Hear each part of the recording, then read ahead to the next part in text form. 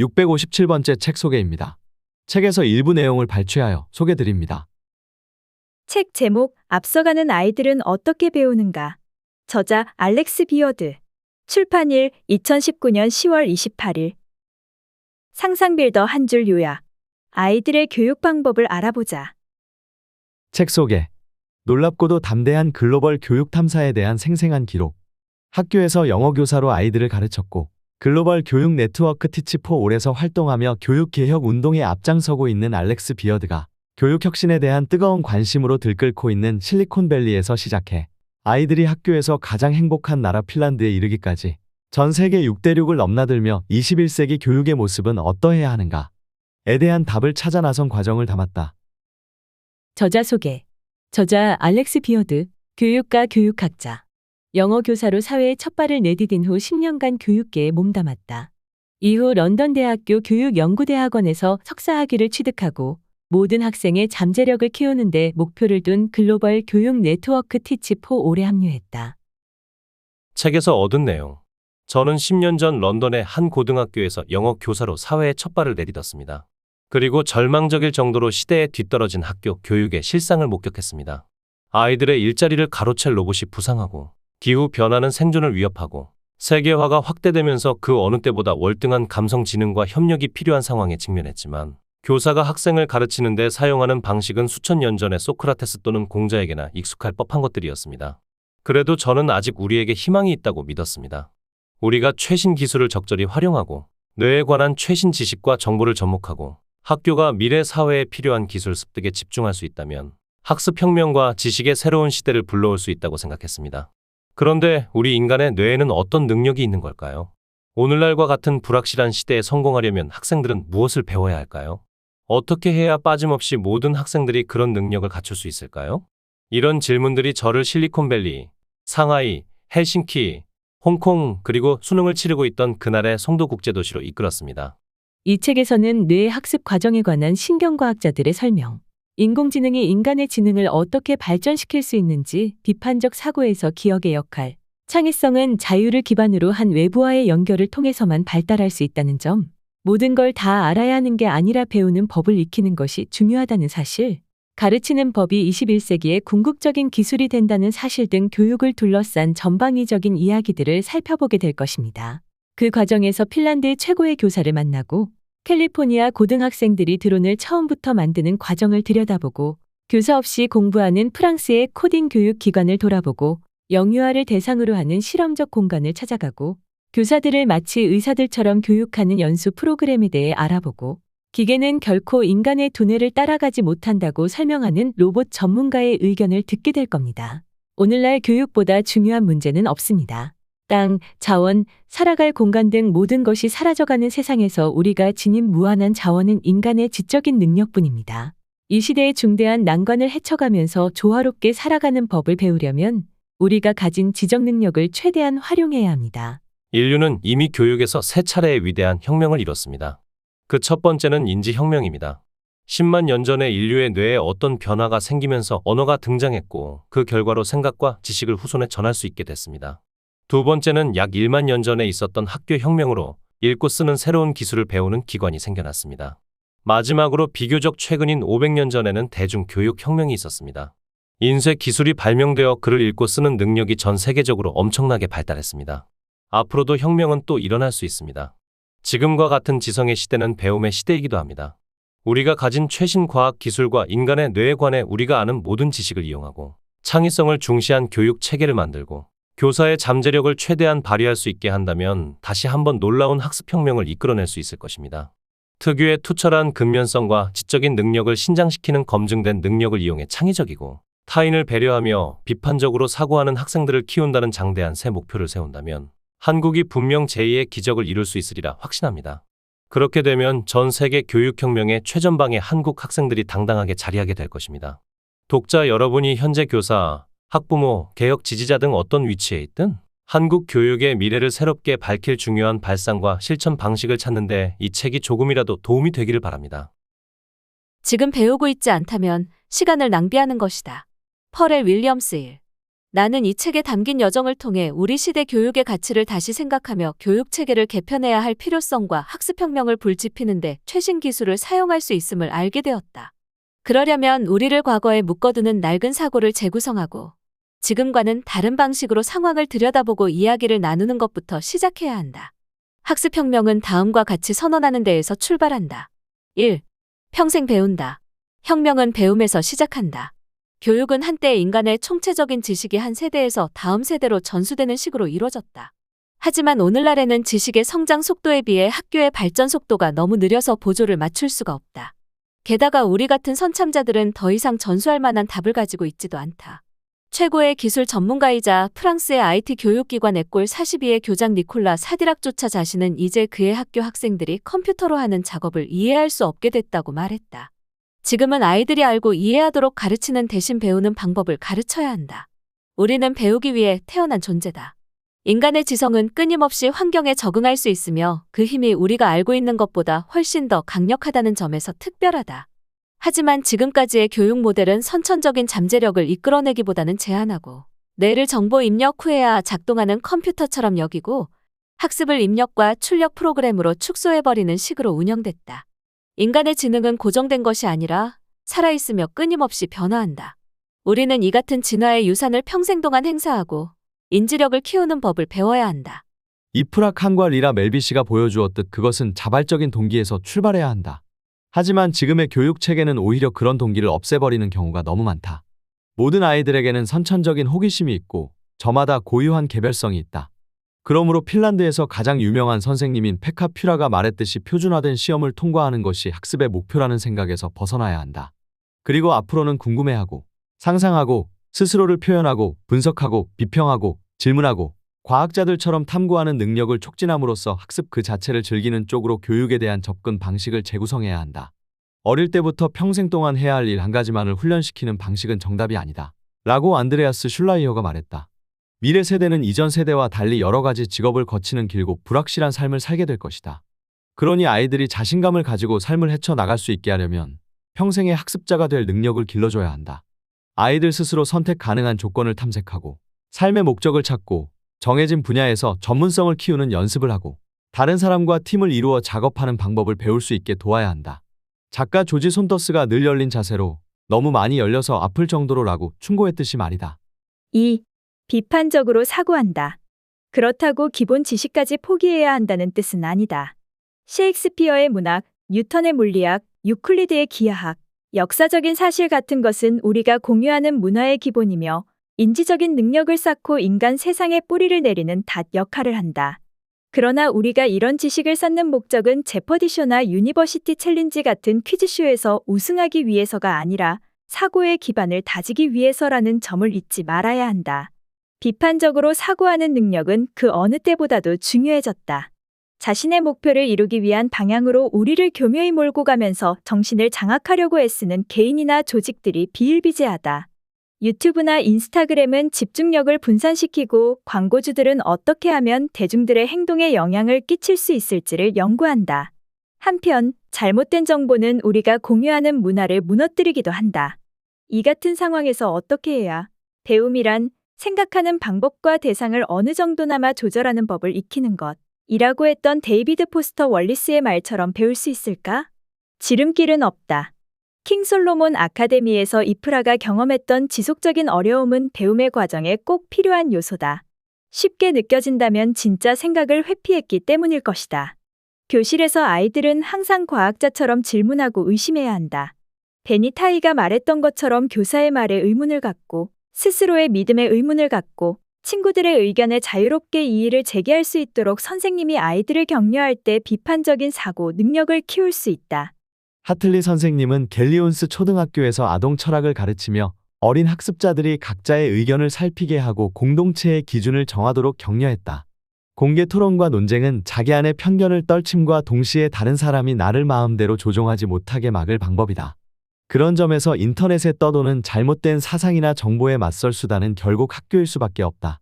아이들이 거짓 정보에 속거나 정보의 홍수 속에서 길을 잃는 일이 없도록 비판하는 능력을 키워주어야 한다. 3. 창의성을 발휘한다. 워러스 학교에서 나는 성적 제도와 품행 방침에만 치중한 나머지 학생들의 상상력과 흥미를 자극하거나 창의적인 능력을 키우는 부분에 대해서는 크게 관심을 기울이지 않았다. 시험 성적을 잘 받는 데에만 눈이 멀어 더 잘해야 한다는 사실이나 규칙을 깨는 것의 중요성에는 미처 신경 쓰지 못했다. 하지만 이 여정을 통해 나는 아이들의 창의성을 길러주는데 더 많이 신경 써야 한다는 것을 알았다. 그러려면 장인의 기술을 학습의 중심으로 되돌려 놓아야 한다. 히덴키벤 종합학교 스쿨 21 MIT 미디어랩에서 살펴봤듯이 그렇게 한다는 것은 아이들에게 자유롭게 놀 공간을 만들어주고 실험하고 실패할 자유를 허용하고 열정을 찾을 기회를 많이 주어야 한다는 의미다. 우리가 학교에 다니던 시절까지만 해도 어느 정도는 미술 작품 활동을 하고 연극을 만들고 과학 실험을 하고 호기심을 탐구할 기회가 있었지만 요즘 아이들은 그런 경험을 누리지 못하는 경우가 너무 많다. 하지만 아이들이 지닌 잠재력을 절대 포기해서는 안 된다. 창의적인 산업이 경제에서 가장 빠르게 성장하는 분야이기 때문만은 아니다. 전 세계적으로 인구는 증가하고 자원은 갈수록 줄어가는 상황에서 과잉 소비, 기후변화, 환경 악화 같은 크나큰 과제들을 더 잘 해결해 나가기 위해서는 전 인류의 관점에서 새롭게 생각할 수 있는 창의성이 필요하다. 창의성은 글쓰기, 미술, 음악, 연극, 수학, 과학, 코딩, 스포츠 등 그 어떤 매체를 통해서든 개발할 수 있다. 창의성은 이제 필수적인 능력이다. 창의성을 개발하는 과정에서 발달한 영역은 아이들이 삶의 목적을 찾고 자기 표현을 위한 수단으로서 평생 활용할 수 있다. 아이의 번뜩이는 창의력은 세상을 바꾸는 기폭제가 되거나 직업으로 이어질 수도 있고 아니면 자신만의 의미나 기쁨을 찾는 수단이 될 수도 있다. 그 어느 쪽이든 괜찮다. 4. 품성을 개발한다. 건강한 사회를 만든다는 것은 모든 아이들의 몸과 마음이 건강하게 발달할 수 있도록 신경 쓴다는 의미다. 하지만 오늘날의 아동 청소년은 정신건강의 위기에 빠져 있다. 영국 여학생의 경우 14세가 될 즈음에는 4명 중 1명이 우울증을 겪는다. 전 세계적으로 4억 5천만 명이 일종의 정신질환을 앓고 있다고 한다. 7. 교육은 대단히 인간적인 활동이다. 그러므로 지적이고 실질적인 발달과 함께 정신적인 발달도 진지하게 고려해야 한다. 우리가 행복을 우선으로 생각하지 않는다면 아이들에게 어떤 메시지를 보내는 셈이 되겠는가? 우리가 선택한 사회의 유형에 관해 어떤 의미를 드러내겠는가? 아이들은 회복 탄력성을 키울 수 있다. 앤젤라 더크워스의 연구와 KIPP의 사례는 아이들이 불리한 상황에서도 성공할 수 있는 능력을 키우고 그 성공을 평생 유지할 수 있음을 증명한다. 이런 접근 방식에는 엄한 사랑과 높은 기대치, 그리고 변명을 용납하지 않는 문화가 필요하다. 또한 신뢰의 공동체 구성원 사이에 형성된 다정한 관계도 필요하다. 다른 사람과 더 확실한 애착이 형성된 아이들은 살면서 겪게 될 어려움에 더 잘 대처할 수 있다. 공동체의 일원이라는 느낌은 아이의 행복과 정신건강을 위해 꼭 필요하다. 더 건강한 사회를 만들기 위해서는 아이들이 자신의 정체성과 행동에 영향을 끼치는 외부의 영향력에서 자유로울 수 있게 도와줘야 한다. 아이들이 외모, 용기, 지능, 리더십, 유머 감각, 사랑 등에 대해 스스로 내면화한 기준 때문에 상처받는 일이 없도록 해야 하며 감정을 잘 다룰 수 있게 도와줘야 한다. 학교는 위험 부담을 무릅쓰더라도 자기 의견을 제시하고 새로운 것을 시도해보고 타인과 자신을 사랑하는 법을 배울 수 있는 안전한 장소여야 한다. 마음 챙김 명상은 이 같은 품성을 개발하는 방법 중 하나다. 브레이크스루 마그넷 스쿨에서 나는 아이들의 심적 안정과 행복을 교육의 중심에 두었을 때 어떤 힘이 발휘되는지를 목격했다. 그곳 아이들은 생각하고 행동하는 법을 배웠을 뿐 아니라 느끼는 법도 배웠다. 마음 챙김 수업에서 교사와 학생들은 자신의 감정을 듣는 법을 배웠다. 그 학교는 심리학적으로 검증된 이 기법들을 활용해 학생들에게 행복하고 애정 어린 공동체를 만드는 법을 가르쳤다. 이런 방식은 모든 학교에서 도입해볼 만한 가치가 있다. 정신 건강과 평생의 행복을 학습혁명의 중심에 두어야 한다. 최고가 되기 위한 경쟁에 끼어들어야 하는 경우라도 아이들이 그 안에서 만족감을 찾고 불필요한 경쟁 때문에 자긍심이 손상되는 일이 없도록 우리가 더 많이 노력해야 한다. KIPP 인피니티 스쿨의 제프리 선생님은 자기가 학생들을 사랑한다는 낯간지러울 수도 있는 말을 나와 학생들 앞에서 스스럼 없이 꺼냈다. 이것이 어디서든 볼 수 있는 일반적인 태도가 된다면 좋겠다. 5. 일찍 시작한다. 유치원, 초등학교, 중고등학교를 거치면서 나는 나이가 들수록 공부하는 내용이 분명히 그만큼 더 중요해진다고 생각했다. 하지만 그건 완전히 틀린 생각이었다. 1960년대 미시간의 페리 초등학교에서 운영하는 프로그램의 모성보건 간호사들은 하루에 겨우 1시간 학교에 나와 있었으면서도 어린아이들의 목숨을 선생님들보다 더 많이 살렸다. 이런 통찰은 교육 체계에 분명히 반영되어야 한다. 과거에는 계층 의식이 있어서 4년제 대학 교수들이 전문대학 교수들보다 높고 전문대학 교수들은 교사들보다 높다고 여겼다. 그리고 교사들 중에서는 대입준비 과정인 식스폼 선생님이 가장 높고 그 다음이 중등학교 선생님, 그 다음이 초등학교 선생님 순이었다. 그리고 그 밑으로 급식조리사, 설비관리자를 거쳐 이 모든 계층의 가장 아래쪽에는 보건실에 근무하는 어머니 같은 보건 선생님이 있었다. 그런데 이처럼 일에 필요한 지식의 복잡성에 따라 역할의 순위를 정하는 사고방식은 바람직하지 않다. 이런 사고방식은 사라지거나 뒤집혀야 마땅하다. 펭그린 유아교육센터에서 나는 새로운 방식을 목격했다. 출산을 앞둔 어머니들은 산전교실에 참석하고 아이들이 태어난 이후에도 계속해서 센터에 들렀다. 이 아기들은 1살이 되면 이곳 센터에 와서 하루 중 절반을 보내고 교육을 많이 받은 직원들로부터 특별한 보호를 받을 수 있는 혜택을 누렸다. 펭그린에는 세계 최고의 부속 연구소가 있었다. 그런데 그곳 직원들은 전 세계 곳곳에서 모인 전문가들이 아니었다. 연구소는 자원봉사자와 직원들에게 학위를 받을 수 있는 기회를 제공했는데 이렇게 석사와 박사 과정을 이수한 사람들은 대부분 센터 근방에 있는 코비라는 도시에 사는 어머니들이었다. 코비는 영국에서 가장 빈곤하고 교육 수준이 낮은 도시 중 하나다.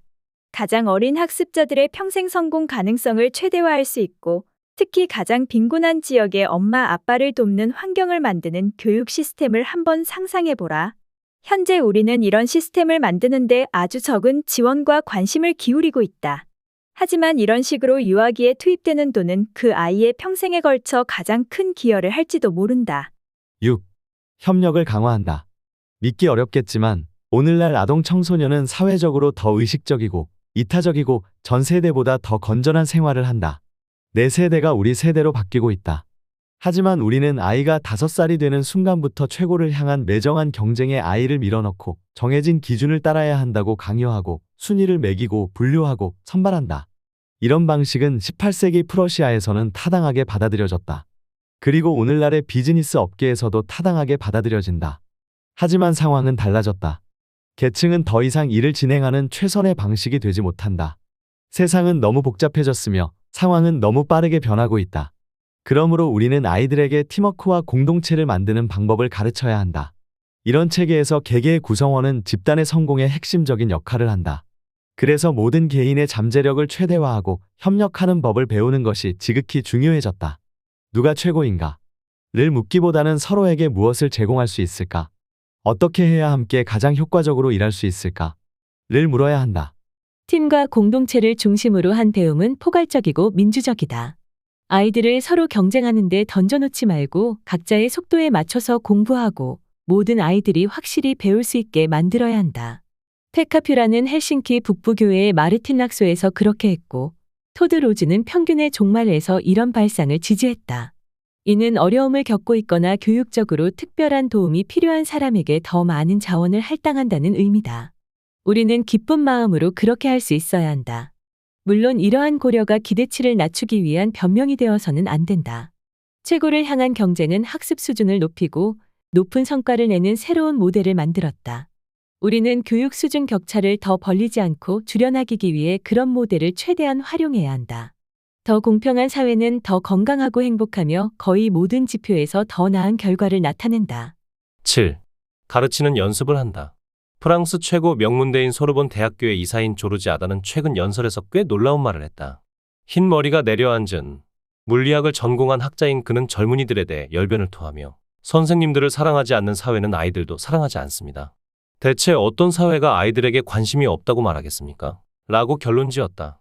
지금부터 50년이 지나면 우리는 교사를 의사처럼 여기게 될 것이다.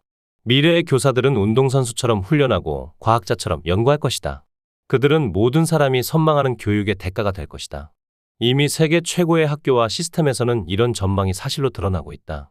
핀란드와 싱가포르에서는 교사들이 자긍심이 높고 주체적이며 잘 교육된 전문가들로서 교육 분야의 대가로 통한다. 스쿨 21과 하이테크 고등학교, 서밋 샤스타, KSA에서는 실제로 그렇다. 하지만 많은 교사들이 혹사당하고 인정을 덜 받는 환경 때문에 이 직업에서 등을 돌리고 있다. 영국만 하더라도 자격을 갖춘 교사가 50만 명 가까이 교단을 떠났다. 세계적인 개발 목표를 달성하려면 2030년까지 전 세계적으로 교사 6,900만 명이 새로 필요한데 그 수치는 현재 수준의 2배다. 옥스퍼드 대학교의 경제학자인 오스본과 프레이 교수가 직업의 자동화와 미래 일자리에 관해 예측한 내용이 맞다면 교직은 큰 가치를 창출하고 일의 가치를 높일 수 있는 분야 중 하나다. 워러스에서 나는 교직이 궁극적으로 장인의 기술이 될 수 있음을 보았다. 토오페 선생님과 자한스 선생님은 아이들이 생각할 수 있게 만들고 내재적인 동기를 불러일으켰으며 가능하다고 믿는 것보다 더 높은 곳으로 손을 뻗을 수 있도록 격려했다. 헬싱키의 페카퓨라, 뉴욕의 에이디 카팔디, 그리고 내가 여정 중에 만났던 수많은 다른 선생님들도 마찬가지였다. 그런 능력은 마법이 아니었다. 그들은 인지 발달 과학, 공동체 형성 방식, 동기 심리학에 정통하고 교과에 관한 깊은 지식을 갖추고 있었다. 누구라도 전문성을 기를 수 있다. 교사들에게서 최대치를 이끌어내려면 그들을 믿고 잘 교육시키고 자율권을 주고 행정 업무에 대한 부담을 덜어주고 책임을 맡겨야 한다. 뉴욕 릴레이 교육대학원 학장인 브렌트 매든은 미래의 교사들이 맡을 수 있는 여러 다른 역할을 상상했다. 그에 따르면 미래에는 과목별 전문교사가 해당 분야의 최신 지식과 기술을 지속적으로 연구하면서 아이들을 가르칠 것이다. 또 학습 코치들은 아이들의 동기를 높이고 또래들과 효과적으로 작업하는 능력을 키워줄 것이다. 데이터 분석가들이 학습 격차를 더 효과적으로 줄여나갈 방법을 발견할 수도 있다. 교사들이 이 같은 큰 도전에 잘 대처해 나가리라 믿는다. 8. 기술을 현명하게 사용한다. 실리콘밸리에서 나는 학습을 완전히 뒤바꾸어 놓을 기기를 볼 수 있지 않을까 기대했지만 아직 로봇 교사는 오고 있지 않은 듯했다. 물론 과학기술이 세상을 많은 부분을 바꾸어 놓고 있지만 컴퓨터로 할 수 있는 일상적이고 반복적이고 규칙을 따르는 유형의 과업은 우리가 교실에서 필요로 하는 것과는 정반대 활동이다. 학습은 앵그리버드 게임과는 다르다. 과학기술은 그저 하나의 도구일 뿐이다. 기술을 인간적인 목적에 활용했을 때 교육 발전에 가장 잘 기여할 수 있다. 에꼴 42에서는 교사 없이 소프트웨어만으로 운영되는 학교의 사례를 확인했다. MIT의 미치 레스닉은 가르칠 필요가 없는 온라인 자율학습 커뮤니티인 스크래치를 개발했다. 서밋 샤스타 공립학교 학생들은 혼자서 노트북 앞에 앉아 개별화된 학습 플랫폼으로 공부한다. 이런 혁신 사례로 효율성이 높아지고 학생들은 각자에게 꼭 맞는 교육을 받고 교사들은 시간을 절약할 수 있게 됐다. 이런 플랫폼은 앞으로 더 확산될 것이다. 커넥티드 컴퓨터들은 학교 없이 지역사회에서 학습이 가능하게 한다. 인도의 비정부기구인 프라탐은 인도 북부 우타르프라데시에 사는 300만 명 이상의 아이들에게 읽고 쓰는 능력을 키워주기 위해 태블릿을 기반으로 하는 방과 후 공부방을 개설했다. 그 결과 아이들의 영어 실력을 높이는 데 효과가 있음이 증명됐다. 브릿지 인터내셔널 아카데미는 약간의 논란이 있기는 하지만 학생용 태블릿과 미리 설치된 교사 프로그램을 이용해서 동아프리카와 인도에서 20만 명 이상을 교육하고 있다. 인간과 기계의 결합에 좋은 절차가 더해지면 성공할 수 있다. 따라서 아이들에게 현재 나와 있는 도구들을 이해하고 사용법을 습득하게 하는 것도 우리의 교육 목표에 반드시 포함되어야 한다. 그것은 태블릿으로 실험하고 휴대폰을 가지고 이리저리 써보며 활동해봐야 한다는 의미다. 모든 아이들이 읽고 쓰고 과학적으로 사고하는 법을 배우는 것과 마찬가지로 프로그래밍의 기본을 배워야 한다. 다만 인간의 사고를 기계에 위탁해버리면 지나치게 단순화하는 결과에 이를 수 있다는 점은 조심해야 한다. 궁극적으로 미래 직업의 대부분은 기초적인 수준 이상의 읽기나 계산 능력을 인간에게 요구하지 않을 것이다. 그 대신 로봇이 실제로 인간의 일자리를 대체하게 된다면 그때는 정말로 인간적인 자질이 중요해질 테고 서로의 영양학적, 지적, 영적, 육체적인 필요를 충족시키고 도와주는 일을 하게 될 것이다. 역설적이게도 기술이 발전하면 할수록 인간은 더욱 더 인간적이 되어야만 한다. 아이들을 그에 맞게 준비시키자. 9. 스스로 미래를 건설한다. 마지막으로 미래를 기다리지 말고 아이들이 미래를 창조하도록 이끌자. 로봇이 모든 일자리를 잠식할 준비를 하고 있는지도 모른다. 기술을 손에 넣은 슈퍼리치들이 모든 부를 거두어 가려고 할 수도 있다. 기후 변화가 되돌릴 수 없는 길을 걷고 세계 인구가 통제 불가능한 수준으로 치솟을 가능성도 있다. 그런 와중에 가만히 앉아 누군가가 나서서 우리를 구해주기를 희망할 수도 있다. 그게 아니라면 조슈아 웡이나 리라 멜빗이 다지아 코닉처럼 우리가 보고 싶은 미래를 상상하고 창조하기 위해 함께 나서는 법을 배울 수도 있다. 새로운 시대를 맞을 우리 아이들이 자신이 살아갈 미래를 창조할 수 있도록 가르쳐야 한다. 영국에서 가장 명망 있는 학교이자 영국 수상 17명이나 배출한 이튼 칼리지에서 나는 기후 변화 운동가인 한 생물학 선생님에 관한 이야기를 들었다. 그녀는 이 학교에서 아이들을 가르칠 기회를 얻기 위해 의식적으로 노력했다고 한다. 그녀가 그런 생각을 품게 된 이유는 간단했다. 지구를 보호하는 일에 가장 큰 영향력을 끼칠 수 있는 방법이었기 때문이다. 그녀의 교실을 거쳐갈 아이들은 미래의 수상, 판사, 신문 편집장, 기업가, 외교관들이다. 그녀의 지도하에 그 아이들은 기후 변화에 대처하기 위해 싸우는 활동가들이 될 것이다. 세상을 바꾸는 출발점은 바로 학교다. 우리 아이들은 예측할 수 없는 미래에 대비하지 않고 직접 미래를 만들어갈 수 있다. 그러려면 무엇이 필요할까? 뭄바이에 있는 한 학교에서 내가 만난 학생 6명은 슬럼가에서 자랐지만 현재 명문대학교 진학을 앞두고 있다. 이 아이들은 나중에 자기가 살던 지역으로 돌아가 학생을 가르치고 사업을 시작할 계획이다. 런던에 있는 스쿨 21은 학생들에게 남은 삶을 준비하는 것이 아니라 바로 오늘 세상에 긍정적인 영향을 끼치라고 격려한다. 볼티모어의 교차로라고 불리는 조직의 일원인 10대 아이들 10여 명은 꿈꿀 줄 아는 정치인을 뽑자는 캠페인을 진행하기도 했다. 아이들은 이 시대의 불확실성을 즐겁게 헤쳐나갈 수도 있다. 아이들이 적당한 지식과 기술, 태도를 갖출 수 있게 우리가 돕는다면 아이들은 모든 사람을 위한 더 나은 미래를 만들 방법을 함께 모색해 나갈 것이다. 배움은 자기 자신의 능력만을 개발하는 고독한 행동이 아닌 사회를 발전시키기 위한 공동의 노력이어야 한다. 교육이 모든 문제를 해결할 묘책이라고는 해도 배움의 길을 평탄하게 만들 묘책은 없다. 나는 교육을 완전히 뒤바꾸어 놓을 만한 기술이나 혁신을 찾아온 세계를 뒤졌다. 그리고 그 여정의 끝에 내가 찾은 결론은 교육의 미래는 결국 우리 안에 있다는 사실이었다. 전 세계 교육의 발전을 위해 설립된 유엔 단체인 교육위원회 대변인 아멜 카블레모 컬보은 우리가 가진 가장 중요한 사회 기반은 교육된 정신이다. 라고 말했다. 그 사회 기반을 강화하는 것은 우리 사명의 수단이자 목적이다. 우리가 찾던 시스템은 저 멀리 있는 것이 아니다. 시스템은 사람들 사이의 관계로 이루어진 바로 우리들이다. 모든 사람들에게는 시스템 안에서 각자의 역할이 있고 좋은 쪽으로나 나쁜 쪽으로 그 기능에 영향을 끼칠 힘이 있다. 우리 모두에게 선천적으로 배우고 적응할 능력이 있다면 오늘날의 모습이 앞으로도 똑같이 계속 유지되지는 않을 것이다. 우리는 아이들이 어떻게 자라기를 바라는지에 관한 공동의 의견을 모을 수 있고 반드시 모아야 한다.